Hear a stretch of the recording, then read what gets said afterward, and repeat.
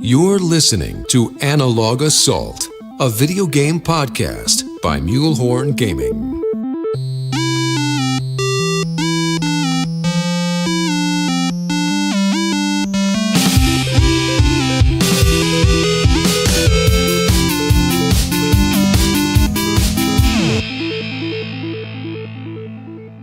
What's up, everybody? Welcome to this very special episode of the Analog Assault podcast. And tonight we're deviating a little bit. As you guys all know, we love Star Wars. So we're talking exclusively about Star Wars tonight. And let's just go ahead and introduce him, our special guest. He's the writer and director of the new fan film on YouTube published by Star Wars Theory. And that's Danny Ramirez. What's up, man? Thanks for joining us. Hey, thanks for having me. It's good to be here. Yeah, I'm really excited to get you on because, man, this is probably one of the best fan films I've seen in a really, really long time. And I know, I mean, you're almost at 5 million views on YouTube. Almost. Let's hit it tonight. Yeah. So go watch the video, guys, if you hadn't seen it. For all you guys that are in the Mixer chat, here is the actual video that you can go watch. I recommend you go watch it. As well, Danny also has been putting out a lot of really great content on his own personal YouTube. A lot of great behind the scenes information, especially if you're into being a director like himself or making fan films, making films just period. He's got some really, really good stuff on there that I myself have been really enjoying. So sorry, I'm kind of gushing and fanboying right now, but I just wanted to say I really enjoyed it. It's good. I wanted to say really good, but it's decent. Yeah. So let's just dive right in here, guys. And everyone in the Mixer chat, if you have any questions for Danny, we have our Ask Analog segment that's going to be just for Danny. So if you do have any questions, go ahead and just throw them out there with hashtag Ask Analog, and we'll get to them toward the end of the show. So yeah, we'll scoop those up throughout the show. And if you're listening to the audio version, go watch the film. It'll only take 16, 17 minutes of your time. Yeah. And then come back and listen to us. Yeah. Yeah. Yeah. So Danny, let's just jump in. Tell us about yourself, how you got into writing, directing, filmmaking, all of that. Just give us the lowdown, your story. Well, Origin story. Yes. It all started when I was on a camping trip and got mauled by a bear. Yes. I grew up in a film household. My dad's an editor. My grandpa was a visual effects guy. My great grandpa was a film archivist for Paramount. So it's kind of in the blood, I suppose. Yeah. And I did the stereotypical, videos in high school. Every video had to have a lightsaber, though. It was a requirement. I remember doing this project that took place in like the early 1900s, and we came up with a way to add time travel just so we can have a lightsaber. And that was my first on-screen lightsaber duel. But from there, I eventually went to USC Film School to get a master's in directing. I graduated there at the end of 2016, so fairly recently. Great. Wow. And but just I'm doing a lot of editing. I was, on an upcoming animation film called Wonder Park that's going to be coming out from Paramount, I think in March. But editing's kind of been my jam, but I wanted to direct, and so that's why I kind of went to school to do it. And from there, Vader, Shards of the Past is my second directing job out of school, and so it was a sweet opportunity. So I've been loving it. Yeah, big Star Wars fan. Yeah. So I gotta say, I kind of stalked your Instagram, and can you tell us a little bit about? There's a connection with Star Wars in your family as well, working in some FX. Can you tell us a little bit about that? So my grandpa, he worked on Empire Strikes Back doing lightsabers. And he worked on like Exorcist and Superman. So he had a long visual effects career. But I actually sent him the link for Shards of the Past, and he hasn't even seen the prequels. And yeah. And he saw that, he's like, we had no idea what was going on, but the comments are nice, and so good job. That's great. So I'm like, yeah, if you don't know who Padme is, I could tell that, you would have no idea what's going on. Right. Yeah. So it looks good. Yeah, it does. It does. So obviously, I mean, there's been a lot of talk. It's episode 1 is in the title. So you guys plan on doing more of a series like just on YouTube, or what's your guys' kind of aspirations for this? Well, we definitely want to make an episode 2. The story wouldn't end in episode 2. There would be more after that. But yeah, it's I was hired by the channel Star Wars Theory, and he is a fantastic friend and guy, and he was one of the co-writers on the project. And he really wanted to just make a fan film for the fans. I mean, he says this and people are like, oh no, some people say that there's some ulterior motive. There really isn't. He's a guy who runs this channel out of his apartment, and he just wanted to make a cool fan film. He just always wanted to do it. And Gotta love that. Yeah. I mean, he's just a true Star Wars fan. Yeah. And Yeah. as a testament to that, there's no ads on the film. And so 5 million views does not mean even 5 million cents. I mean, 0 cents. Yeah, exactly. For this film. And so, so we want to make an episode 2. I think realistic, the best case scenario is that a company or somebody wants to sponsor it. There's really no investment because there's no return on investment because again, there's no ads on it. So best case scenario is, maybe we get a second episode by the end of the year again in December, around episode 9. But most likely we're probably looking at next year sometime, but we'll see what happens. Episode 2 is already written. It's already nice. Yeah. I mean, it's already written. We wrote the entire series at once and then split it up into episodes. Okay. And so it's written. It's super fun. The most important thing to me was always to really focus on Vader and his arc and his story rather than the stereotypical fan film where a Jedi and a Sith meet in the woods and fight to the death. We did not want to do that. Right. As a testament to that, half of episode 1 is talking. Yeah. And some people are like, "Oh, this isn't cool." I'm like, "Well, not even all Star Wars fans is all fighting. All Star Wars films is all fighting." So we wanted to really have a story, and so the next episode, while it does have plenty of action, I think people are going to be super blown away by what we have in store. We wanted to keep an engaging story about Vader and about his backstory and about how he becomes the big bad dude who basically just kills all those people in the hallway in Rogue One. How did he get to that point? Yeah. And why did he get to that point? Right. So. Yeah, I was going to say at the beginning of the film, you guys did a fantastic job of capturing that because, just when he sits there and you see the lighting in the room and it's all the red to kind of show the rage, and Vader and his lightsaber ignites and you just see that glow in his eyes like that. That's when I was like, oh, it's about to get real. Yeah, that was a fun shot to do. Yeah. So, yeah. Right. There's definitely a great level of what struck me as authenticity.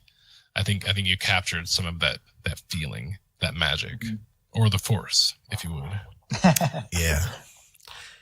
So I'm just curious. I know there was a lot that went into episode 1. I remember Star Wars Theory putting a video out about how much it cost, which is it's. I mean, you got to pay your people to make a great film, and when you watch the film, it looks. I mean, it's on the level of things that you could see in the theater. It looked that good. So that's a testament to your hard work. That. I don't think so, but I appreciate that. There's things in it, of course, that everyone will see and catch and things like that. But for you and the team, because you're the director, and it's kind of your show. You get to choose the actors. You wrote the script, at least with Star Wars Theory and whatnot. So what was some of the biggest challenges you guys faced, as a team and yourself? You just said that you've graduated recently from USC. This is your first, big fan film. What's some of the challenges you faced? Especially as this being your first big film as well. The challenge in any film, the challenges are too many to count at all times. And there were certainly challenges to shoot it within the budget. And there's never enough money.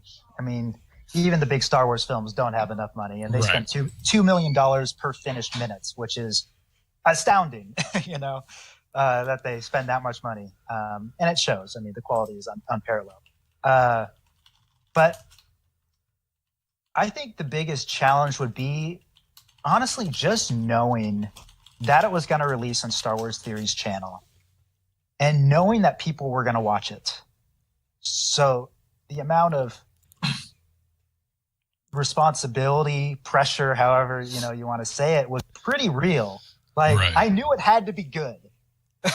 Yeah. Because if it wasn't, I'd be screwed. You'd hear about it. Yeah. And so, like, this is like my first narrative project out of school. The first project I did out of school was a commercial for a genealogy website. So, but this was my first narrative project, and I'm like, this could either send my career in a good direction, or I'll be taking a big step backwards. And I'm a huge Star Wars fan myself, and so the biggest thing, like, I knew that it had to. I wanted it to be great for fans. We wanted it to be great for fans, but I definitely set out to make something. I think a secret of the many secrets of filmmaking is you got to make something that you would want to watch yourself. Yeah. And so as we wrote this, it was just like, what would I want to see?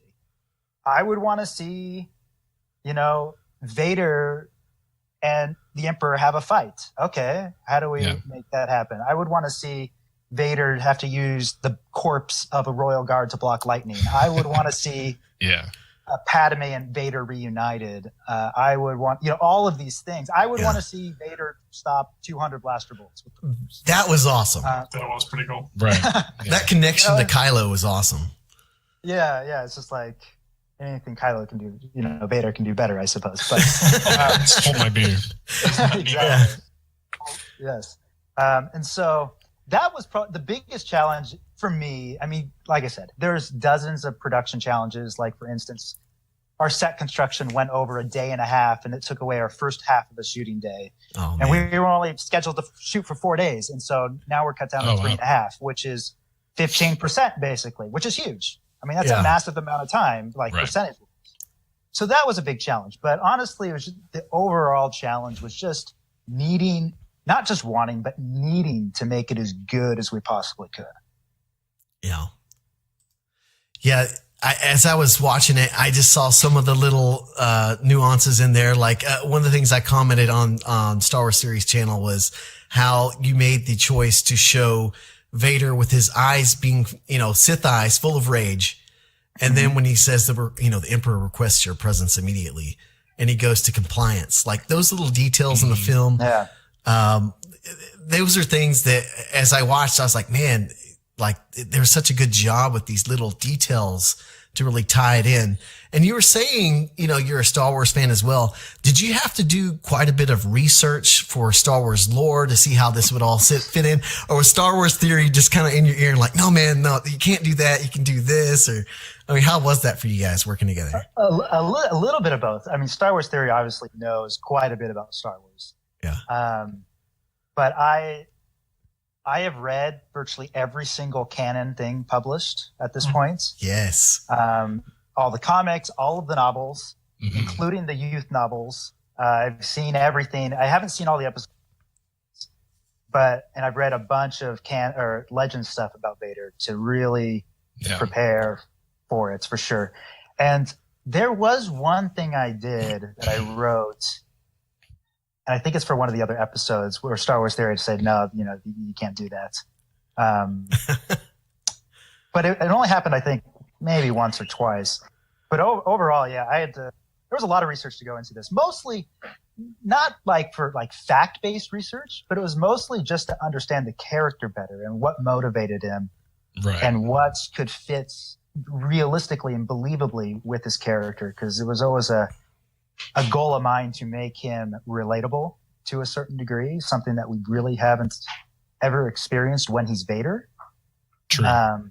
And so that was the biggest thing that I was always looking in for on the research of where's Anakin within Vader? Where's the human element behind him? So yeah, and that speaks volumes about when you actually watch the film that you're speaking of all these struggles that are almost uniquely Star Wars, and of course, you had filming issues and timing issues and all of that, but it sounds like you really went through some pain to make sure you honored the material. Oh yeah, we myself and many of the, especially the visual effects artists and the sound team. Yes, we didn't sleep much in December at all. I mean, even in November. I mean, I can't tell you. I mean, my schedule for at least the last month of post production was wake up at 8, work till 4. I mean, that's what wow. it was, 4 in the morning. I mean, that's what it was every single morning. Wow. So just trying to get this done. But Star Wars 3 really wanted to put it out before Christmas. And that's, some people say, well, why was the budget high? It's like, well, because we tried to release it. Most fan films take 2 to 3 years to make. Yeah. And there's a reason, because people are doing it in their spare time for free. Right. And so, but he really wanted to, release it before Christmas for the fans. Yeah. So can you kind of talk about that process? How long did it take for you guys to plan it? Like one of your videos talks about storyboarding, and I really love that video. So our listeners here and the viewers here, can you kind of walk them through like that whole process? Because I'm sure it took so much time, and the details in it, as they say, the devil's in the details. So yeah. Well, definitely, like you mentioned in the video, if people are really interested in the real nitty gritty of it, check out my channel, Spiffy Nerd, not Nerf, Nerd Herder, Spiffy Nerd Herder, and there's a bunch of behind the scenes. But it started, we actively started writing this story in about February, and we wrote the story for a couple months. Then we went into the script phase for a couple months. And so we had a pretty decent script by June. And from there, further modifications did occur. For instance, the scene with Padme and Vader, where they like the hug and the eyes turning yellow. Yeah. Which, by the way, was the hardest thing to direct. How do you direct Vader hugging somebody? Yeah. So what was the choice in that? Like, why did you choose to show that and do that part?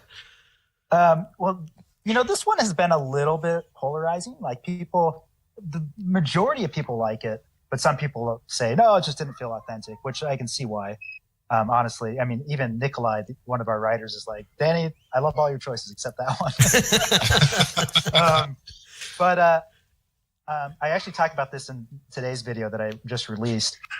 I needed to, not just wanted to, but I needed to show what Vader wanted. Right. Yeah. Because originally it was, he just like, there's the shot of Palpatine dead on the floor and it's just his face. Originally a young Anakin and Padme show up in front of him and he gives him the snippet, and Vader looks down and he notices that it's like a soft cheek underneath Palpatine's cowl, and he pulls it back and it's revealed to be Padme, not Palpatine anymore. And then Palpatine appears and says, that's why you'll never defeat me. And it was always like really solid until I got to the storyboarding stage. And sorry, my son is trying to climb up on my lap. It's all good. We're dads too. We know how it is. And I had to come down to the living room to be closer to the Wi-Fi. But so what was I talking about? Oh, but as I was storyboarding, I just felt, you know what? I'm not getting enough out of this moment. I'm not feeling it. Yeah. Like I know what Vader wants, but I don't feel what Vader wants. And to me, it's kind of all about emotion. And so we added in the bit where he starts to reach out to her, and we had talked about, does he start to reach out to her and then just hesitates and that's it, which is in the film,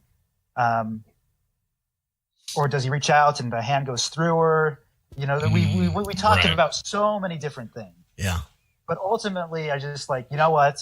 I want to go for it, because Vader, in my mind, that's his weakness at this point, that he can't let go. And so he wouldn't decide not to reach out to her like permanently.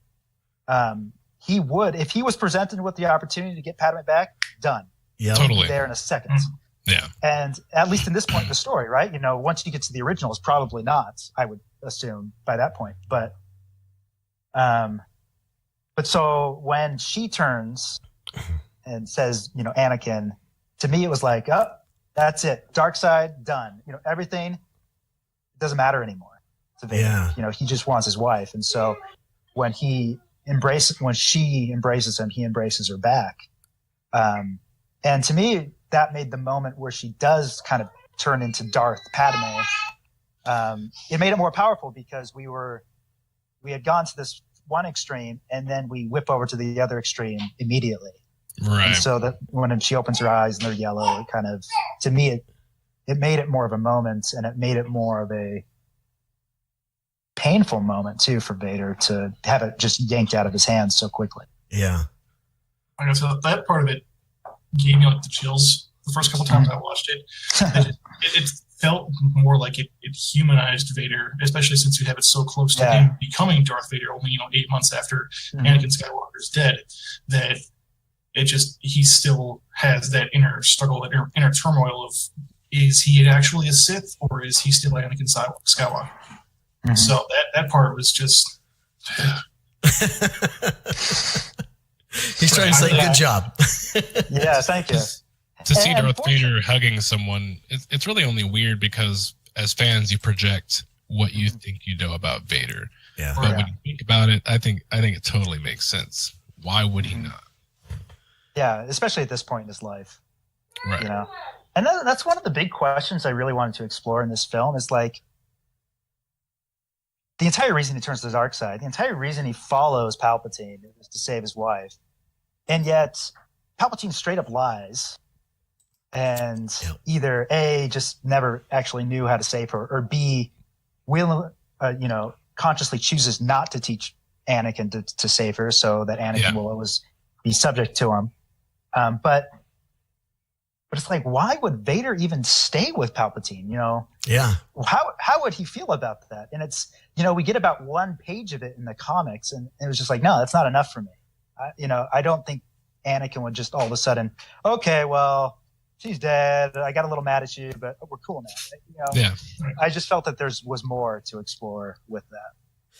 And Esba in our Mixer chat, he brought up a good point here. He says it's something he hasn't really seen other than when you see Vader have some sort of emotional response with Ahsoka and Rebels. Mm-hmm. And so he says it worked for him as well, because as you were pointing out, like there's the whole reason he turned to the dark side is because he wanted to save Padme, Yeah. And to me, that moment with Ahsoka, that season finale of season 2 of Rebels, to me, that's honestly one of the top 5 moments in all of Star Wars for me. Yeah. Just because it is so emotional. Yep. It's so, I just love that scene. Yeah. So good. And again, using his eyes to communicate, almost like this sort of feral, animalistic, internal anger he's got. Mm-hmm. Yeah. Yeah. So, and that's one of the reasons we wanted to see his eyes too in the chamber scene. It's so hard to identify with somebody when you never see their eyes. And so it was really important to us to have at least one moment in the first episode where we can see his eyes. Right. That scene alone was something that I think fans have been wanting to see for a long time. So when I saw that in the film, I was really glad you put it in there, because I think it kind of whet our appetite with Rogue One, because we see just a little glimpse, and you're like, tiny bit. So, to see it, and that was Star Wars Theory actually in costume, was it not? It was. Yeah, it was. Yeah. So that is actually pretty cool as well. So when I saw that, I really did love the parts of how you kind of showed his conflict. And it makes sense. I mean, it's in the title, Shards of the Past, why he can't, the Emperor really goading him about letting go and whatnot. But, and Esma says he's ordered the poster already. So you're helping pay for episode 2. There you go. So talk about kind of some of the scenes that you shot and the locations. You talk about it in one of your videos about the cathedral where you went to shoot, and just how long it took even just to have that one spot of the broken floor below Vader. So can you kind of tell our listeners and viewers all about that scene a little bit? Yeah, so that scene, it was actually a mausoleum. So it is legitimately a tomb. Wow. And we scouted it, and one of our producers, Brandon Hall, got it for us within our budget, which was awesome. Like when I walked into that room, I'm like, this is so cool, but there's no way we can afford this. And he's like, "Do you want it?" I'm like, "Dude, of course I want it." He's like, "I'll get it. I'll do whatever it takes." And he got it. And that's why you need good producers. But originally we were set to shoot there a full half day, and because of our construction overruns, we actually had to end up taking 4 hours from that location to allow us more time in our throne room location to get all the rest of the stuff we were shooting, which was on a stage, and we built the set. And so we had about 3 hours at the mausoleum, which once you pack in everything and set up everything, that means you got about 2 hours of shooting. And so we did the bare necessities of what we needed to tell the scene. But I'm really happy with the way it turned out. But with the floor, it was simply, we put on some, like a green cutout. Sorry, my son fell. We put out a green cutout on the floor, and we put out our own debris around it with some tracking markers. And from there, we did a CG hole. And the inside of the hole, we put in pillars and stuff like that. Kind of the inspiration behind that was the Mines of Moria, the Great Hall of the Mines of Moria, the first in Fellowship of the Ring. And so it's something you got to look forward to in episode 2. But it was a tremendous amount of time, the visual effects, with just those 2 shots. About 2 months of work just for 2 shots. Wow. Definitely some of the most complicated shots in the film. At least the one where it goes up and over his shoulder. Yeah. So I don't know if that answers your question. No, that's good. Yeah. But it tells a story, and you're wondering what is this? What's going on? Is this who I think it is? Of course, it's who I think it is.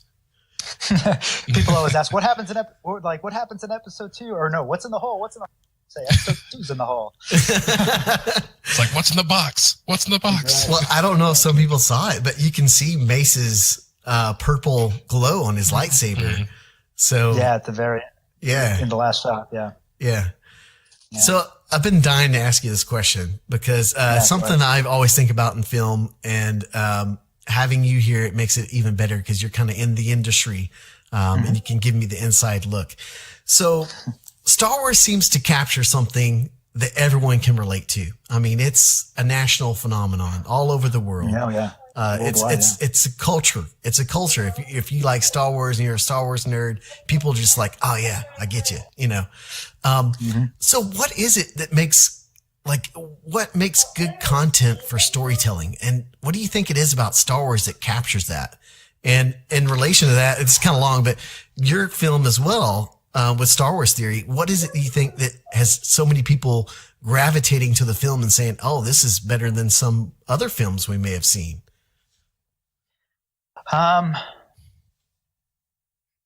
Loaded question. It is. Yeah. Where do I begin? Yeah. Where do I begin? It's certainly flattering when people say that they, it makes me feel good when people say they like it because we work so hard on it. But why, I think for Star Wars, I mean, one of the things that you mentioned to me before the podcast was the idea of good versus evil. And I think to Star Wars, because it's very black and white. It's clear who to root for. It's clear to most people. Yeah, to most people, right? But I think to me, what really makes a great story is your characters.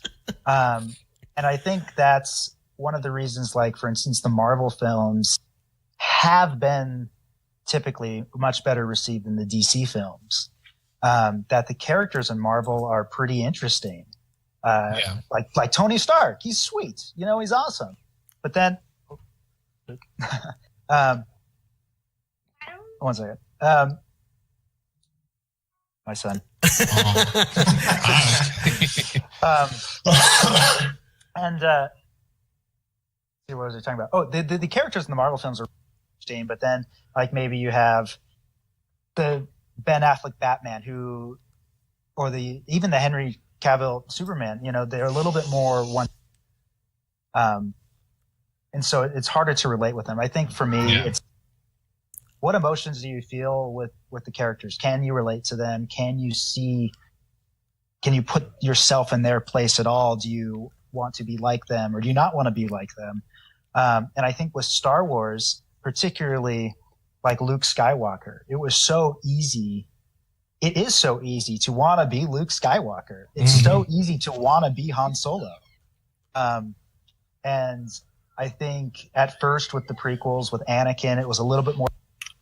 But by episode 3, people actually, that's when they finally felt for the guy. That's when they finally had some empathy or some sympathy for him. Yeah. And with Vader, or with Shards of the Past, one of the things we set out to do is, for the first time, we wanted to present Vader in that light, in a way that you could finally feel for Vader, that you could finally somewhat place yourself in his shoes. Because if you look back, especially in the original trilogy, I mean, you never feel anything for Vader. I mean, until maybe when he dies, at the, a little bit in Return of the Jedi. Yeah. When there's that inner battle within him, but that's something for Shards of the Past that we kind of wanted to explore. This, we hadn't quite seen it on film, at least. This idea of trying to empathize with this dude who killed a bunch of children. Totally. So, and don't you think maybe a big part of that is there's a mask on the guy for 3 yeah. weeks, and the moment it's that's hard. off, he's human. Mm-hmm.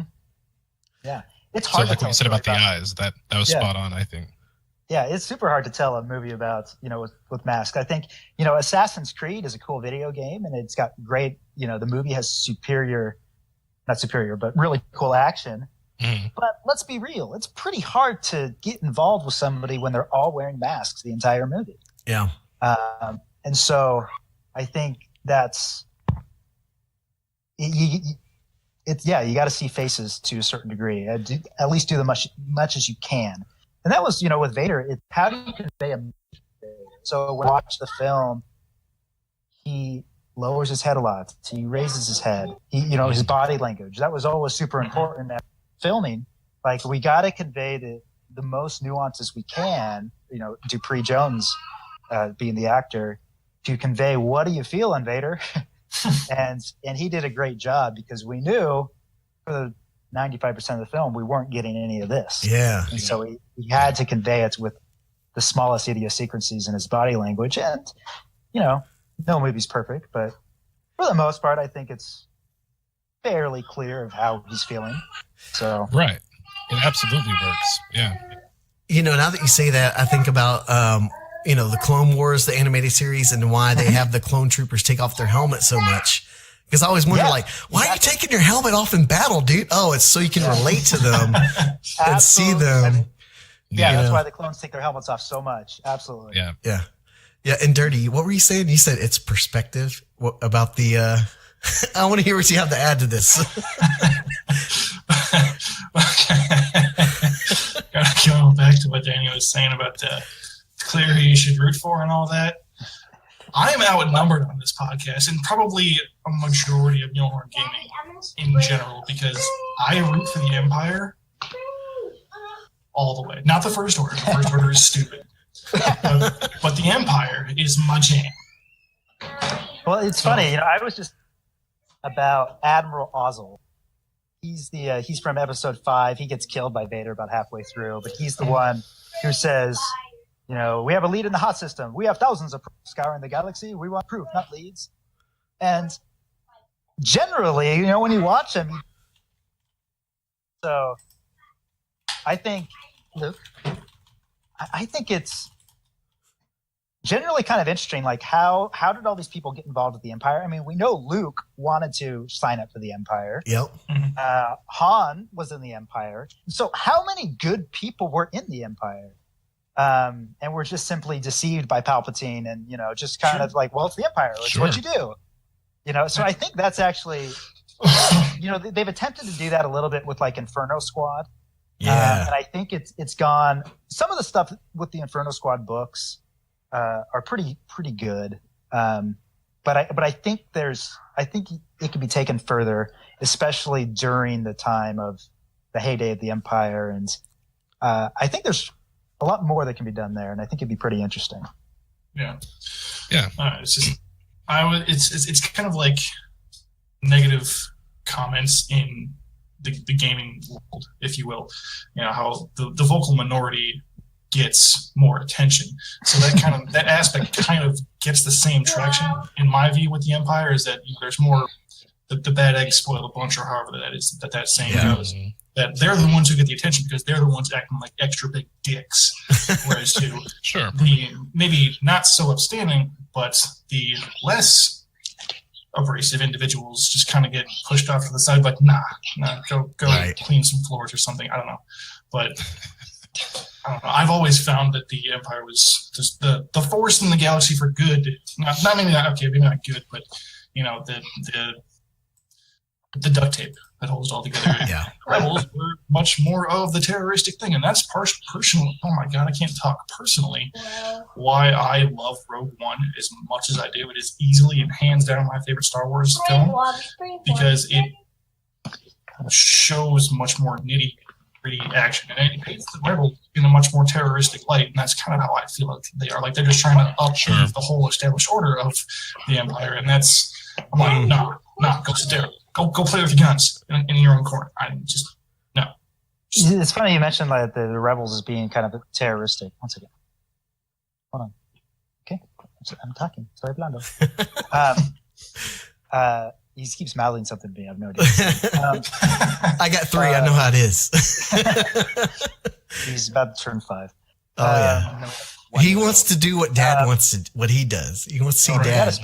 He did get a special guest director credits. There you go. Action for 3 takes. I don't know if you saw the trailer. There was a teaser trailer that was like it was a camera going in on a lightsaber, and there were flashing for blaster fire and yelling and stuff like that. Originally, the idea it was done by a fan, and he just had the camera going in on the lightsaber, and it was just like breathing, Darth Vader breathing or something like that. And Luke's like, "Well, what if they were clones fighting around the lightsaber?" And I'm like, "That's actually not a bad idea." And so we did it. So a 5-year-old, 3-year-old directed a trailer. But going back to the terrorists being rebels, I saw Gareth Edwards. He came to USC when I was there and showed one and talked about it. Him and John. And apparently, originally,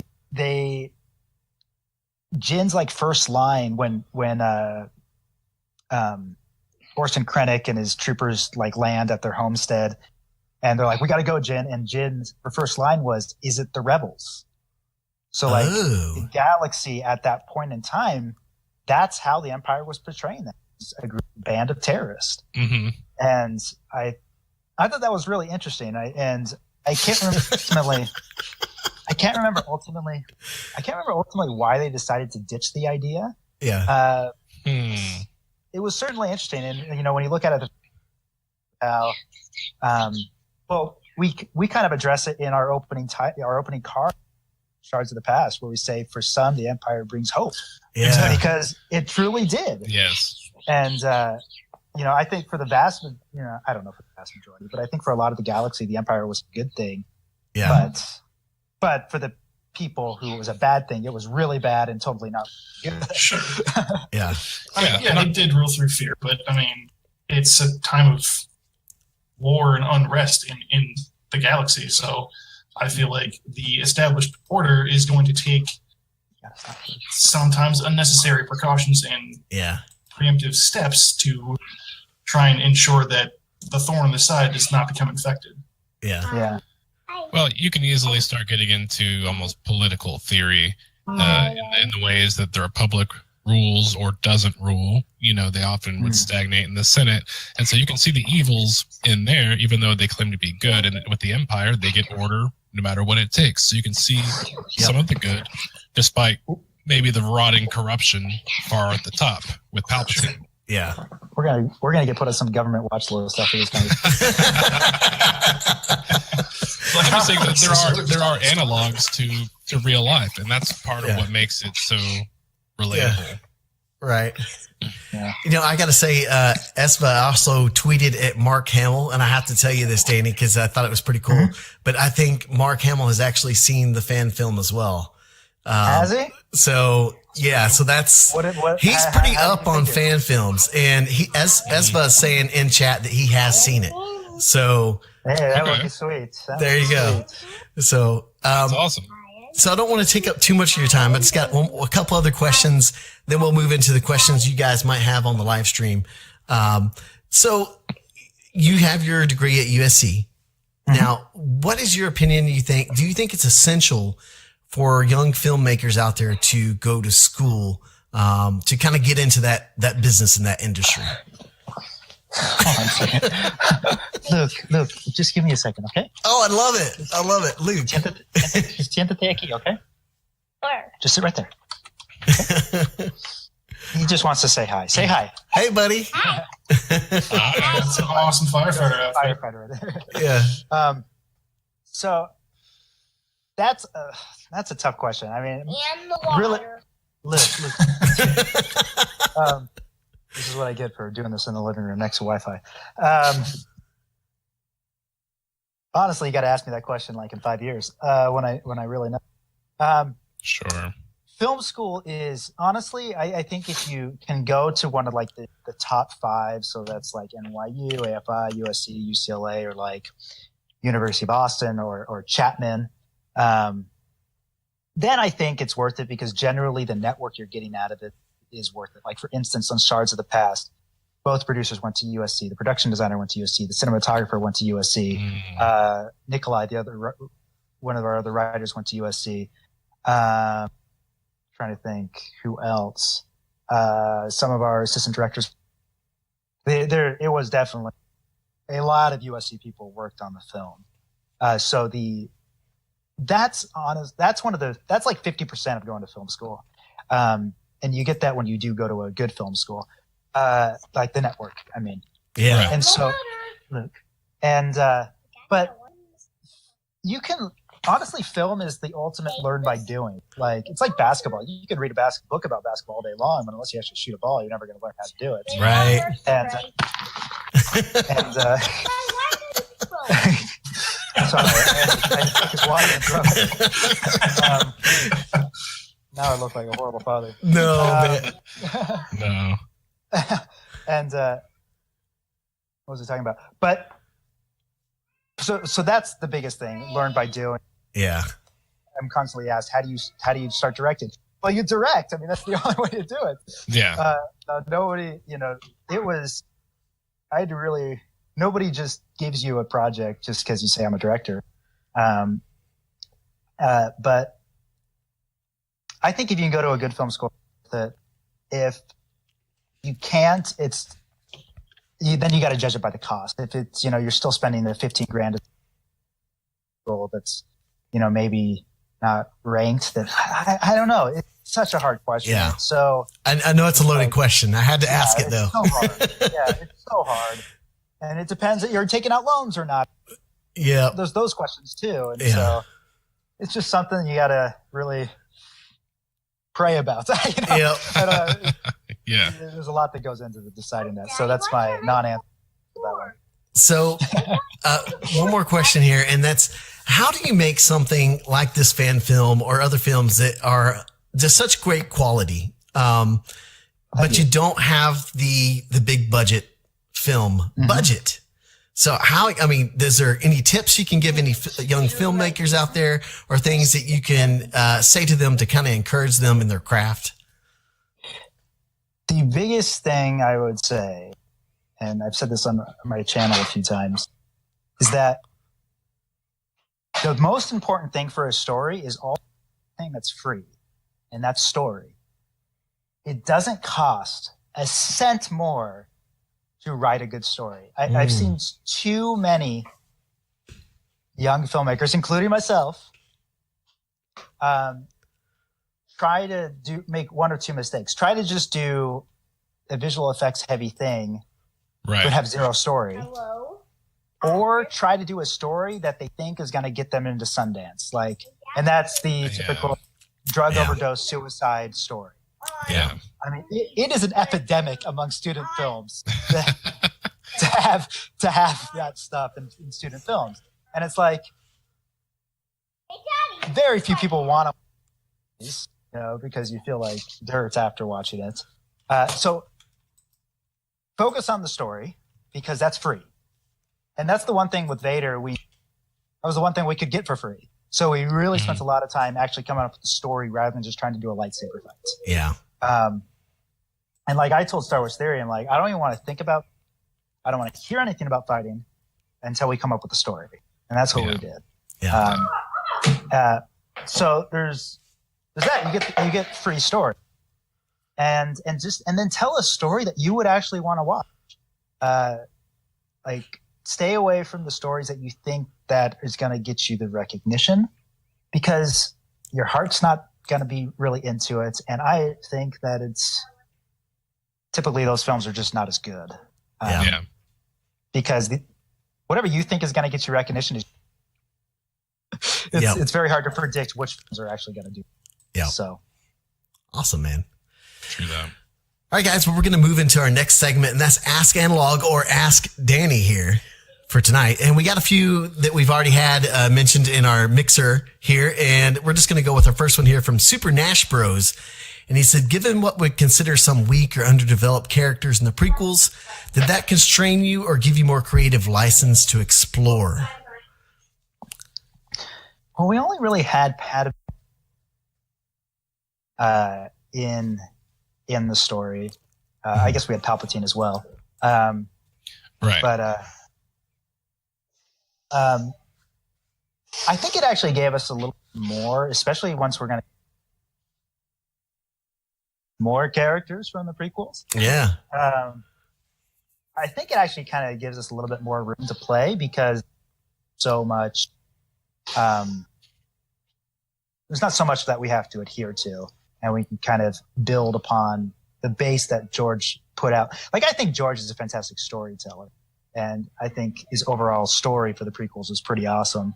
But yeah, I think there's plenty of room to work on developing some of the characters. And awesome. Cool. Well, Outlaw Knight says, were there any cutscenes that, looking back now, you would have liked to have kept? Not for the first episode, because we spent a lot of time on the script, really trying to hone it down. Yeah. But we didn't cut any scenes. Like, there's no deleted scenes, for instance. Like, there's nothing we filmed and just cut the entire scene. Right. Okay. I think we lost like 2 lines, but that's about it. I mean, we've lost a few. That's pretty solid, dude. Yeah. Well, if you cut it, I mean, you think about it, cut a scene, you're cutting like a fourth of your movies. So. This is true. Yeah. So, and I like this question by our friend here, Bizzo. And it's really interesting because, you are dealing with Disney.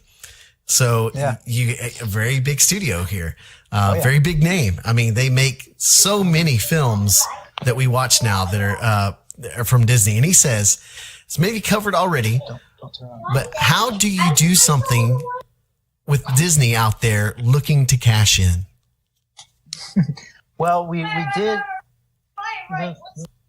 My son is currently acting out the film. He has seen it more times, to be honest. Yeah, exactly. Well, for Disney, because we did this project because I did this project with Star Wars. Star Wars, the largest non-official Star Wars channel on YouTube.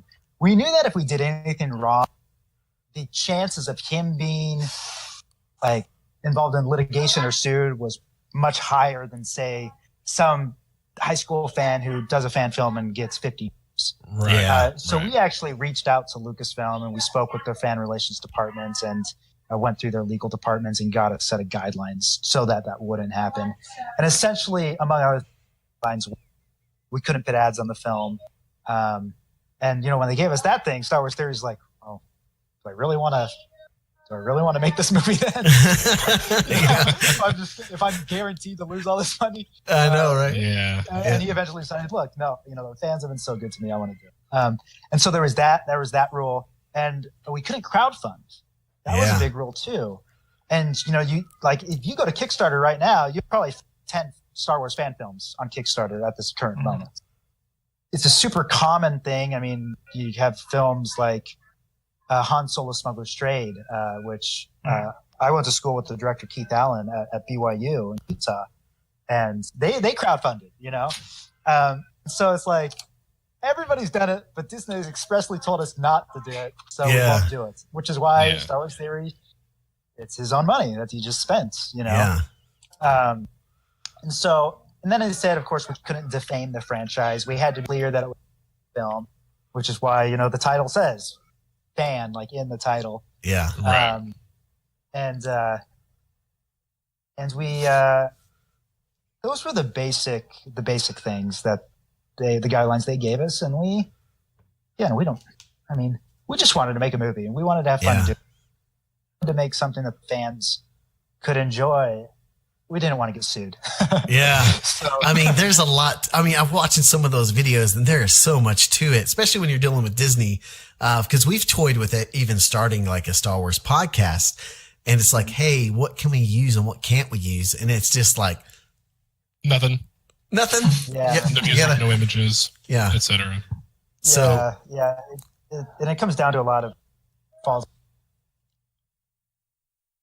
Basically the only thing is like fair use and parody. Yeah. And so Sure. Star Wars Theory once said that we should have had like Darth Vader fart in the film, and then we could have made it a parody and monetized it. Oh, that's hilarious. Oh man. That might have ruined it though. Yeah. Yeah. So, but that's like how, for instance, like Saturday Night Live does all the Star Wars sketches because it's parody. Yeah. Right. So, Yeah. Well, Danny, thank you so much for joining us, man. I know you're uber busy with all the things that you're doing. Almost 5 million views on YouTube. That's a phenomenal job. Great job, man. I really appreciate you coming on. So guys, make sure you go and follow Danny's YouTube. Make sure you go follow Star Wars Theory. And if you can, support him through either Patreon or buying merchandise, because that in turn helps support Danny. That helps us get episode 2 out there. And guys, it's a pretty big chunk of change to make one of these films. It's not like a couple $1,000s. It's quite a bit. So yes, Danny, thank you for coming. And where can everyone find your YouTube, your Twitter, wherever you're at? Where can we find you? So my YouTube channel is Spiffy Nerd Herder. Comes after Scruffy Nerd Herder, but I'm obviously not scruffy looking, and I'm known for wearing a suit, so I decided to do Spiffy Nerd Herder. So that's my YouTube channel. My Twitter is at Spiffy Nerd Herd, Danny Ramirez. My Instagram is Spiffy Nerd Herder as well.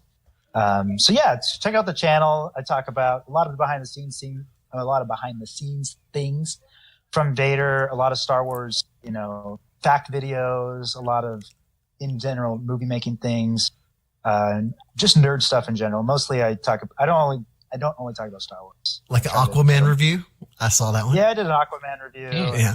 Stuff like that. Just I enjoy movies and I get excited about them.